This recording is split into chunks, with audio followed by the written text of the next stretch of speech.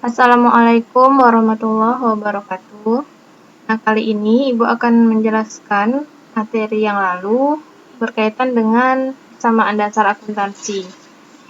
Jadi, persamaan dasar akuntansi itu adalah persamaan yang menggambarkan antara hubungan harta, utang, dan modal yang dimiliki oleh sebuah perusahaan.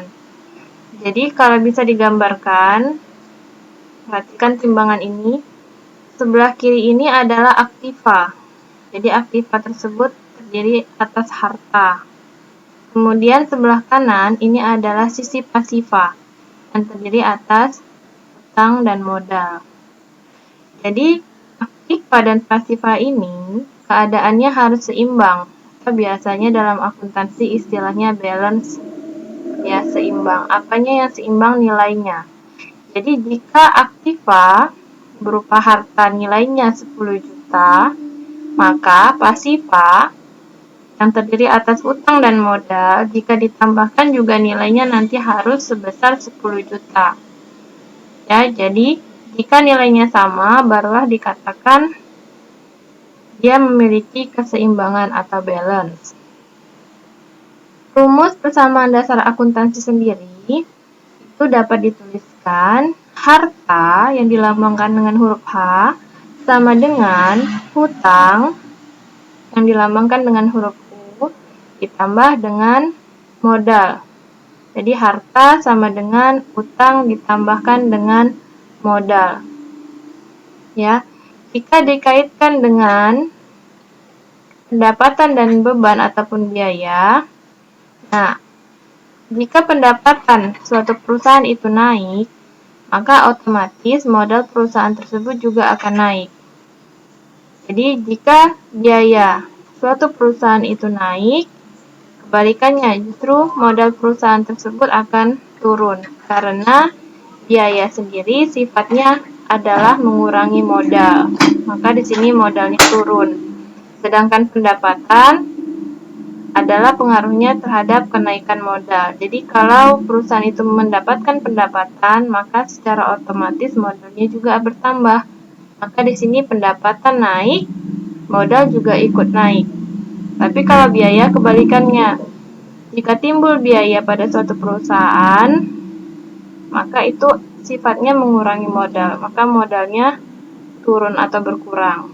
Nah, jika dikaitkan dengan pendapatan dan biaya, maka rumus persamaan dasar akuntansinya dituliskan seperti berikut.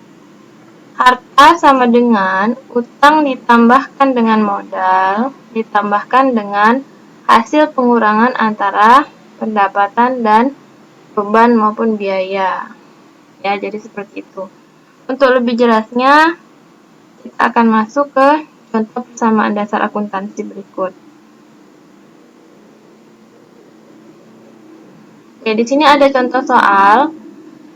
Pada tanggal 1 Desember 2019, Nyonya Vira mendirikan sebuah usaha berupa salon kecantikan yang bernama Salon Paras.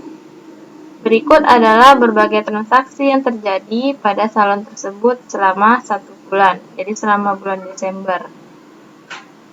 Jadi untuk mencatatnya ke dalam persamaan dasar akuntansi, nah sebelumnya kita akan membuat tabel, ya. Jadi ini contoh tabelnya. Oke.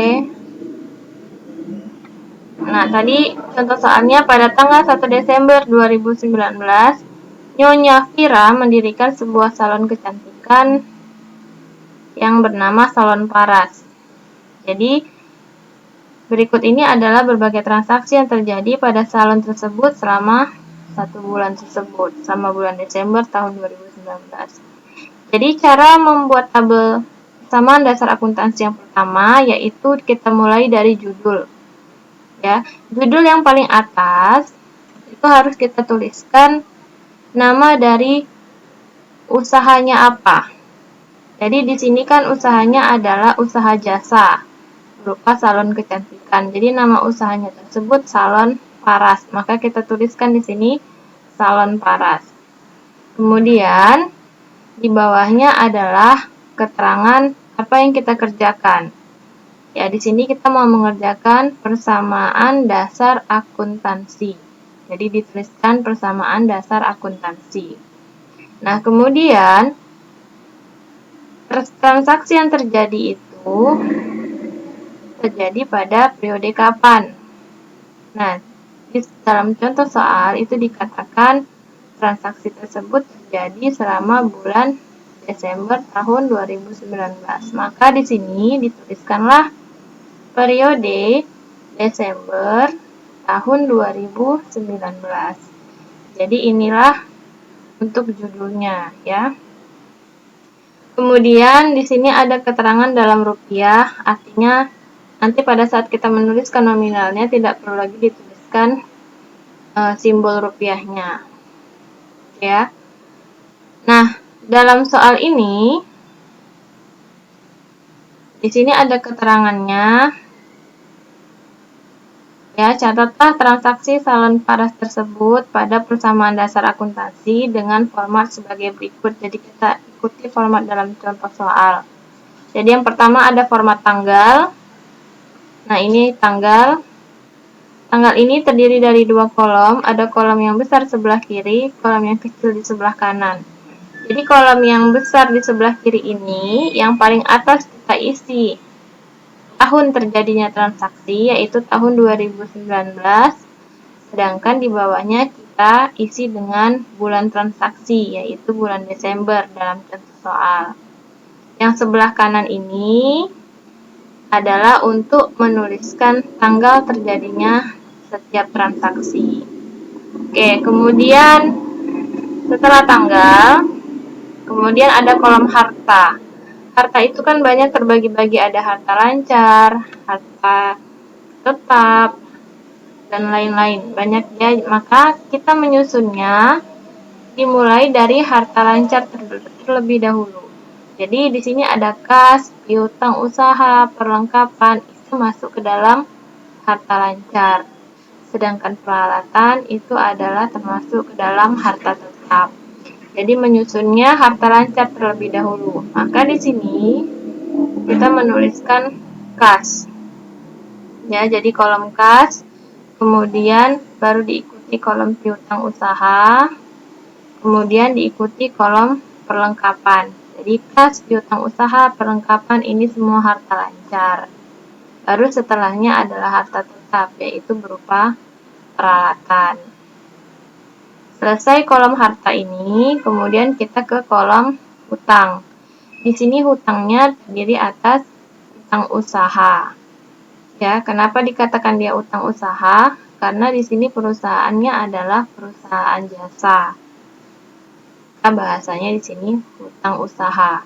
Jika nanti perusahaannya berupa perusahaan dagang, maka hutangnya biasanya disebut dengan hutang dagang.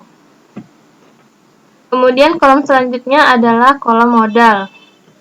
Karena ini perusahaannya perusahaan perseorangan, yaitu perusahaan yang dimiliki oleh satu orang, maka modalnya dituliskan beserta nama pemiliknya. Jadi salon paras ini nama pemiliknya adalah Nyonya Vira. Maka modalnya di sini juga dituliskan modal Nyonya Vira. Dan kemudian yang terakhir adalah kolom keterangan. Oke, kita masuk ke transaksi yang pertama.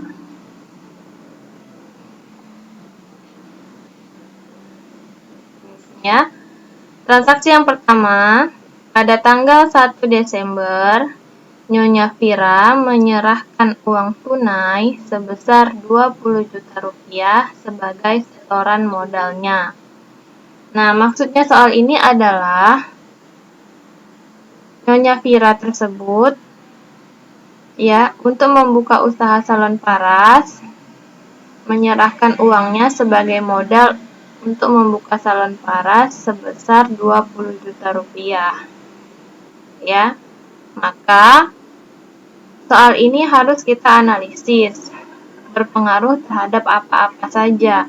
Apakah pengaruhnya terhadap kas, piutang, perlengkapan, peralatan, utang, maupun modal. Ya. Jadi, ibaratkan kamu ini adalah Nyonya Vira yang membuka salon. Jadi, modal awalnya itu berupa uang tunai. Kalau dalam akuntansi, uang tunai tersebut dikatakan dengan istilah kas. Jadi, salon paras ini awalnya kasnya tidak ada. Tapi Nyonya Vira menyerahkan uang tunainya untuk dijadikan sebagai modal awalnya, berupa kas. Maka di sini kasnya akan bertambah sebesar 20 juta rupiah. Oke. Ya, kas bertambah 20 juta rupiah. Ya. Dan modal Nyonya Vira secara otomatis bertambah sebesar 20 juta rupiah. Tidak ada pengaruhnya dengan piutang usaha, tidak ada pengaruhnya dengan perlengkapan, tidak ada pengaruhnya dengan peralatan, dan tidak ada pengaruhnya dengan hutang. Maka ini kita kosongkan dengan memberikan tanda seperti ini. Nah, di keterangan transaksi yang pertama ini bisa kita tuliskan keterangannya adalah modal awal. Jadi dalam memberikan keterangan tidak ada bahasa yang baku, jadi boleh sesuai dengan bahasa sendiri ya. Yang penting keterangannya itu untuk menerangkan transaksi tersebut. Jadi di tanggal 1 ini pengaruhnya adalah kasnya bertambah sebesar 20 juta dan modalnya bertambah sebesar 20 juta. Jadi kalau bertambah itu dituliskan seperti biasa, seperti ini. Ya, dituliskan seperti ini biasa 20 juta. Oke, itu untuk transaksi yang pertama. Kemudian kita lanjut transaksi yang kedua. Tanggal 1 Desember, Nyonya Vira membeli peralatan salon seperti kursi, alat pengering rambut, dan alat keriting rambut seharga 10 juta rupiah secara tunai. Oke. Ya, jadi ibaratkan kamu adalah pemilik salon paras. Ya, kamu membeli peralatan salon secara tunai. Berarti langsung kamu bayar senilai 10 juta rupiah. Nah, kamu membayarnya itu pakai apa? Pakai uang. Dalam akuntansi namanya kas. Jadi, kita tuliskan kembali di bawahnya ini, di bawah transaksi yang pertama, masih tetap tanggalnya tanggal 1. Kemudian kita analisis, apakah ada pengaruhnya dengan kas? Ya, jadi tentu saja ada pengaruhnya dengan kas. Kenapa? Karena kasnya ini berkurang sebesar 10 juta rupiah karena membeli peralatan salon tadi. Kalau dia berkurang, maka penulisannya adalah di dalam kurung seperti ini. Oke. Kemudian, apakah ada hubungannya dengan piutang? Tidak ada, maka dikosongkan. Perlengkapan juga tidak ada. Peralatan. Nah, tadi kita beli peralatan, maka yang tadinya tidak ada peralatan, maka jadi ada peralatan, bertambah peralatannya. Jadi bertambah berapa? Senilai berapa peralatan yang kita beli. Tadi kita beli peralatannya 10 juta rupiah, maka di sini nilainya 10 juta rupiah. Ya, karena peralatan ini sifatnya bertambah pada transaksi ini, maka kita tuliskan biasa seperti ini, 10 juta rupiah. Tidak ada pengaruhnya dengan hutang, tidak ada pengaruhnya dengan modal. Ya, keterangannya membeli peralatan tunai. Kalau sudah ada dua baris seperti ini, transaksi pertama, transaksi kedua, sudah ada dua baris seperti ini, maka kita jumlahkan ke bawah. Ya, kas awalnya 20 juta, kemudian transaksi yang kedua dikurangi 10 juta, maka saldo kasnya, ya, saldo kasnya ini yang diwarna di kotak abu-abu ini, sengaja ini kotaknya Ibu bedakan untuk menerangkan kalau itu adalah saldo setelah penambahan maupun pengurangan transaksi ya. Jadi kas yang awalnya 20 juta, kita kurangkan 10 juta rupiah di transaksi yang kedua. Maka saldo kas tinggal 10 juta rupiah. Nah, piutang belum ada. Nah, di sini piutangnya masih kosong. Kemudian perlengkapan juga masih kosong. Ya, peralatan yang tadinya 0 atau tidak ada, kemudian bertambah 10 juta, maka di sini peralatan saldonya 10 juta rupiah. Utang usaha masih tidak ada, nilainya kosong. Kemudian modal Nyonya Vira tadinya 20 juta, kemudian di transaksi kedua tidak ada, maka tetap sebesar 20 juta. Jadi kalau kamu perhatikan, saldo harta ini nilainya sama dengan saldo hutang jika ditambah dengan modal. Jadi harta berupa kas 10 juta, peralatan 10 juta, jadi harta semua jika ditambahkan 20 juta, itu sama dengan utang yang 0 ditambah modal 20 juta. Jadi 20 juta. Jadi sama-sama 20 juta. Harta 20 juta, kas ditambah peralatan, utang ditambah modal juga 20 juta. Itulah yang dikatakan dengan balance. Kemudian transaksi yang ketiga.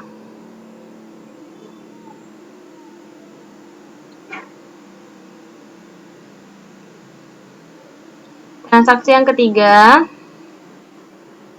pada tanggal 5 Desember, Nyonya Vira membeli perlengkapan salon berupa bahan pembersih kulit, bahan make up, bahan pewarna rambut, sampo, dan lain sebagainya secara kredit senilai 4 juta rupiah.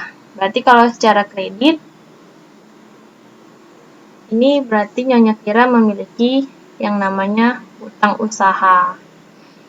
Jadi kita mengibaratkan diri kita ini Nyonya Vira, berarti kita ini punya utang usaha. Oke, transaksinya tanggal 5 Desember, maka kita tulis di sini tanggal 5. Oke, kemudian kita analisis, apakah ada pengaruhnya dengan kas? Tidak ada pengaruhnya dengan kas ya, karena dia membeli secara kredit. Apakah ada pengaruhnya dengan piutang? Dengan piutang juga tidak ada. Jadi kalau piutang ini pelanggan yang berhutang dengan kita. Nah, di transaksi ini kita yang berhutang. Jadi itu bukan namanya piutang. Apakah ada hubungannya dengan perlengkapan? Tentu saja ada, karena kita membeli perlengkapan. Jadi perlengkapan kita yang tadinya tidak ada jadi bertambah. Bertambah senilai perlengkapan itu kita beli berapa? Yaitu 4 juta rupiah. Di sini dituliskan 4 juta rupiah. Kemudian apakah ada hubungannya dengan peralatan? Tidak ada. Nah, di sini ada utang usaha. Ya, jadi yang tadinya kita tidak punya hutang, ini hutangnya masih 0, tidak ada. Karena kita membeli perlengkapan secara kredit, jadi hutang kita bertambah. Maka di sini bertambahlah hutangnya sebesar 4 juta rupiah. Dan tidak ada pengaruhnya dengan modal. Keterangannya dapat kita tuliskan membeli perlengkapan secara kredit. Oke, nah kalau sudah seperti ini, kita jumlahkan lagi ke bawah. Jadi sudah ada saldonya tadi yang terakhir, kemudian ada transaksi yang ketiga. Jadi sudah bisa kita tambah ataupun kurangkan ke bawah. Saldo terakhir kas yaitu 10 juta. Kemudian transaksinya yang mempengaruhi kas tidak ada, maka saldo kas masih tetap sebesar 10 juta rupiah. Piutang nilainya masih belum ada, saldo 0, transaksi juga belum ada, maka piutang usaha saldonya di sini masih 0. Perlengkapan yang tadinya tidak ada menjadi bertambah 4 juta. Maka di sini saldo perlengkapan 0 ditambah 4 juta yaitu 4 juta rupiah. Kemudian peralatan 10 juta rupiah, transaksi yang terakhir ini tidak ada, maka saldonya tetap 10 juta rupiah. Utang usaha yang tadinya tidak ada, kemudian bertambah sebesar 4 juta rupiah, maka saldo utang usahanya sebesar 4 juta rupiah. 0 ditambah dengan 4 juta rupiah, ya, sebesar 4 juta rupiah. Kemudian modal Nyonya Vira, saldo akhirnya 20 juta rupiah, kemudian tidak ada pengaruhnya terhadap transaksi yang ketiga tadi, maka nilai saldonya tetap sebesar 20 juta rupiah. Oke, kemudian transaksi selanjutnya yaitu transaksi yang keempat. Dalam waktu 2 minggu, salon paras telah mendapatkan langganan yang cukup banyak. Sebagai promosi, mereka diberi kelonggaran membayar dalam waktu beberapa minggu ke depan. Jumlah tagihan kepada para pelanggan hingga tanggal 15 Desember berjumlah Rp1.500.000. Nah, di sini ada keterangan jumlah tagihan kepada para pelanggan. Jadi kalau jumlah tagihan kepada para pelanggan itu berarti pelanggan yang berhutang dengan kita sebagai salon paras. Maka kalau ada pelanggan yang berhutang, itu namanya dalam akuntansi adalah piutang usaha.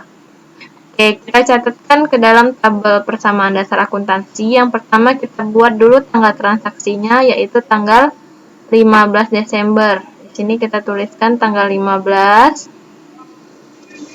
Ya. Nah, apakah ada pengaruhnya dengan kas? Apakah di transaksi ini kita menerima uang atau mengeluarkan uang? Tidak, ya. Kita di sini tidak ada membayar ataupun menerima uang. Maka di sini hubungan kasnya tidak ada.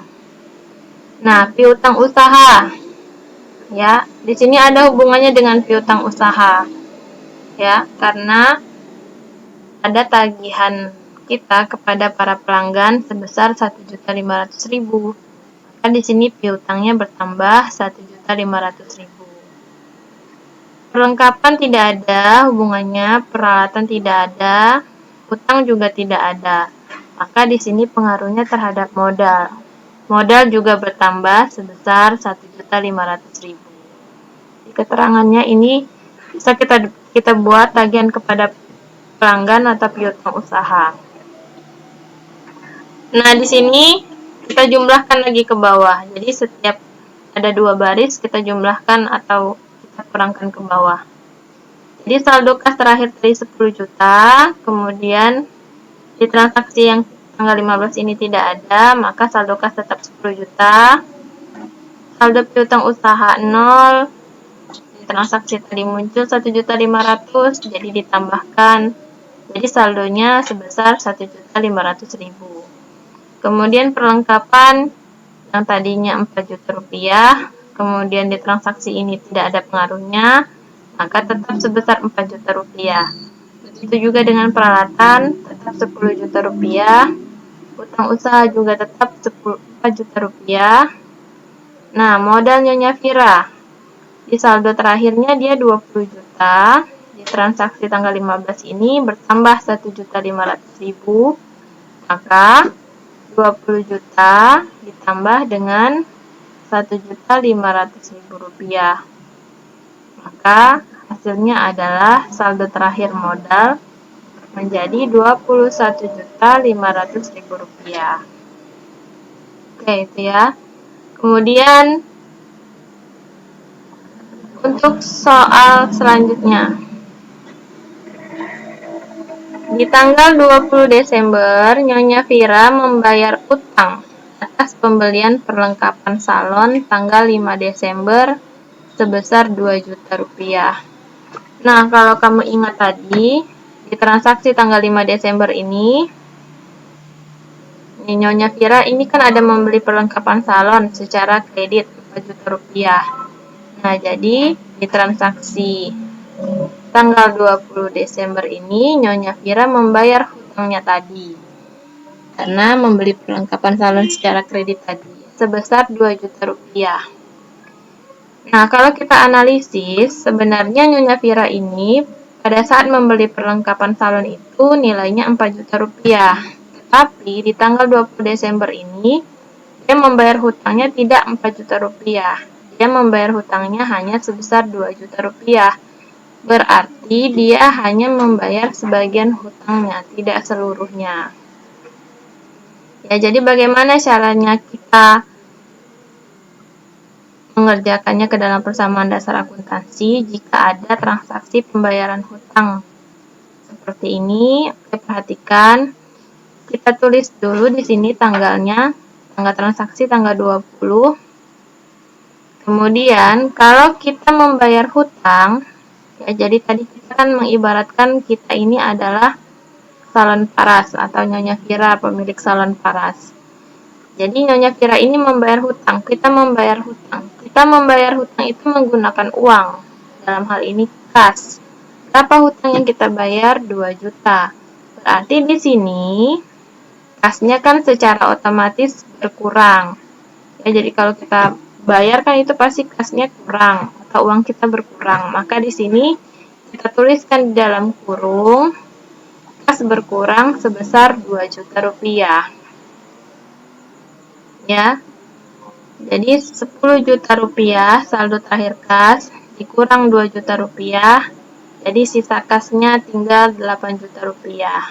Oke, apakah ada pengaruhnya dengan piutang? Tidak ada, jadi saldo piutang tetap 1.500.000. Perlengkapan juga seperti itu, tetap 4 juta rupiah. Kemudian peralatan juga tetap 10 juta rupiah. Nah, hutang awalnya tadi kita punya hutang 4 juta rupiah, di sini kita bayar 2 juta. Jadi di sini hutang kita berkurang 2 juta rupiah. Maka di sini kita tuliskan di dalam kurung 2 juta rupiah. Ya, maka sisa hutang kita tinggal 2 juta rupiah. 4 juta rupiah dikurang 2 juta. Tinggal 2 juta rupiah. Oke, modal tidak ada pengaruhnya, jadi modal tetap 21.500.000 rupiah. Nah, keterangannya di sini bisa dibuat membayar sebagian hutang. Oke, kemudian contoh soal selanjutnya. Pada tanggal 22 Desember, pembayaran piutang para pelanggan diterima sebesar Rp700.000 dari para pelanggan yang telah menerima jasa salon kecantikan hingga tanggal 15 Desember. Oke, tanggal 15 Desember tadi kita masih mengirimkan tagihan, artinya para pelanggan itu masih memiliki hutang ya. Artinya piutang sebesar 1.500.000. Nah, di tanggal 22 Desember ini para pelanggan itu membayar, tetapi juga tidak seluruhnya. Ya, membayar jumlahnya hanya sebesar Rp700.000. Maka pencatatannya adalah kita tuliskan tanggalnya, tanggal 22. Karena para pelanggan itu membayar, secara otomatis kita mendapatkan uang. Dalam hal ini itu adalah kas. Jadi kita menerima uang. Kalau kita menerima uang, maka kas kita bertambah. Di sini bertambah sebesar berapa yang dibayar oleh pelanggan, yaitu 700.000. Nah, di sini bertambah 700.000. Kemudian saldo terakhir kas 8 juta rupiah tadi kita tambahkan dengan 700.000 rupiah. Maka saldo kasnya menjadi 8.700.000 rupiah. Nah, piutang usaha. Dan tadinya piutang usaha pelanggan tersebut 1.500.000, karena telah dibayar oleh pelanggan 700.000 rupiah, maka berkuranglah di sini piutang usahanya 700.000 rupiah. Kita tuliskan dia di dalam kurung. Jadi 1.500.000 rupiah saldo terakhir piutang usaha tadi kita kurangkan dengan transaksi di tanggal 22 ini, pelunasan piutang usaha 700.000 rupiah. maka piutang usahanya tinggal Rp800.000.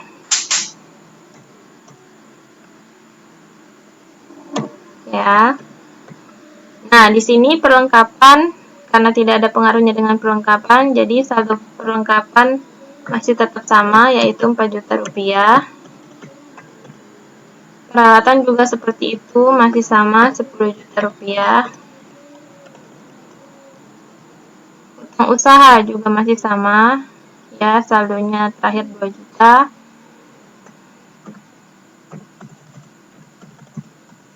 Kemudian modal Nyonya Vira juga masih sama sebesar Rp21.500.000.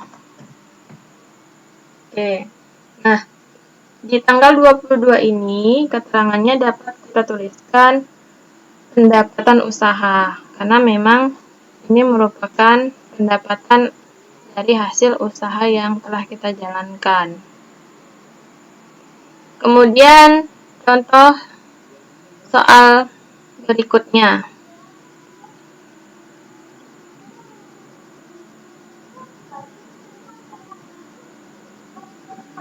Oke, contoh soal yang terakhir. Pada tanggal 25 Desember, perusahaan atau salon paras ini membayar gaji para pegawai salon bulan Desember sebesar Rp450.000. Nah, kalau kamu ingat pada saat Ibu tadi menjelaskan tentang persamaan dasar akuntansi, bahwa jika muncul biaya naik, maka pengaruhnya terhadap modal akan turun. Ya, jadi ini kaitannya dengan soal yang terakhir ini. Jadi tanggal 25 Desember perusahaan membayar gaji para pegawai. Di sini istilahnya adalah beban gaji sebesar Rp450.000. Jadi muncul beban atau biaya, maka akan mempengaruhi modal. Jadi nanti di sini beban gajinya bertambah sebesar Rp450.000 dan pengaruhnya lagi terhadap modal. Modal nanti akan turun atau akan berkurang senilai Rp450.000. Oke, kita kerjakan ke dalam tabelnya.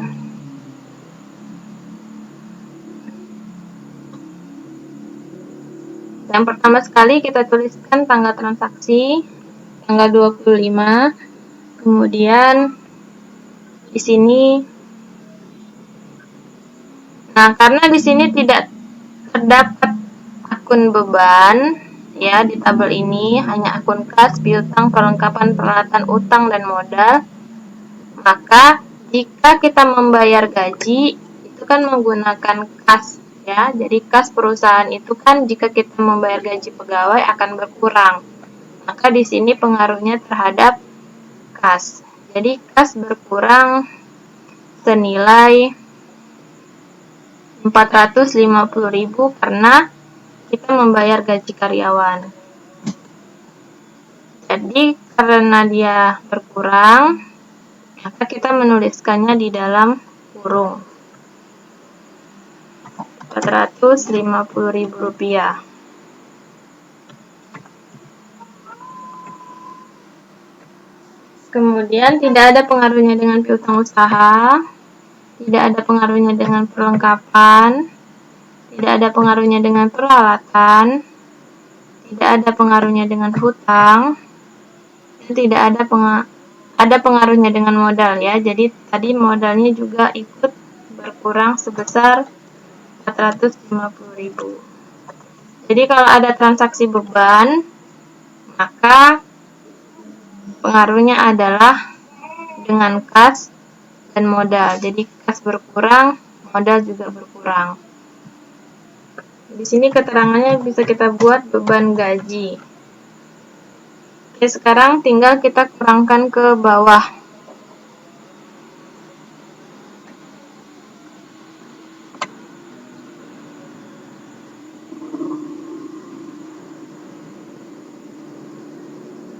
Rp8.700.000 tadi saldo kas yang terakhir dikurang Rp450.000, maka di sini sisa kas tinggal Rp8.250.000.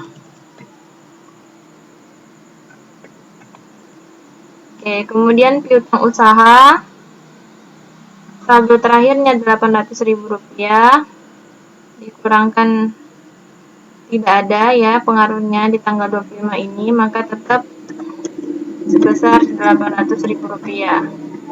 Begitu juga dengan perlengkapan, masih sama sebesar Rp4 juta, dan peralatan Rp10 juta, masih sama.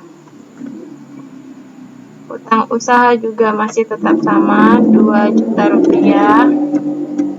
Nah, kemudian modal Nyonya Vira yang awalnya Rp21.500.000 dikurang Rp450.000, maka modalnya tinggal sebesar Rp21.050.000.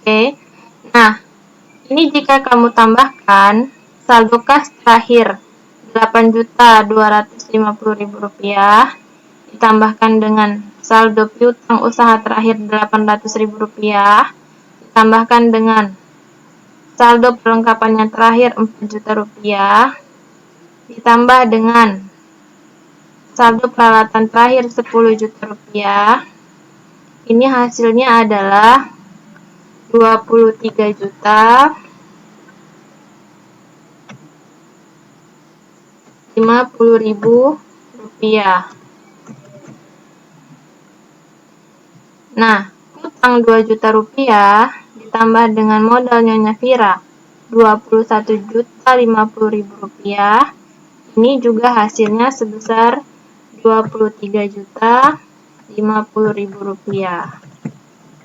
Nah, jadi kalau kamu perhatikan di sini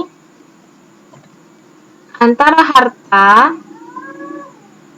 dengan utang dan modal ini jumlahnya sama-sama sebesar Rp23.050.000. Oke, jadi inilah yang dikatakan dengan keseimbangan dalam persamaan dasar akuntansi. Oke, mungkin ini bisa lebih jelas. Nah, jadi harta berupa kas, piutang, perlengkapan, dan peralatan kalau dijumlahkan nilainya Rp23.050.000, utang Rp2 juta, dan modal Rp21.050.000 kalau ditambahkan juga sebesar Rp23.050.000. Nah, seperti inilah contoh cara mengerjakan transaksi ke dalam persamaan dasar akuntansi. Ya, mudah-mudahan penjelasan dari Ibu ini dapat membantu kalian dalam mengerjakan soal-soal berikutnya. Terima kasih untuk pertemuan kita hari ini. Mudah-mudahan dapat menambah pengetahuan kalian. Terima kasih dan Assalamualaikum warahmatullahi wabarakatuh.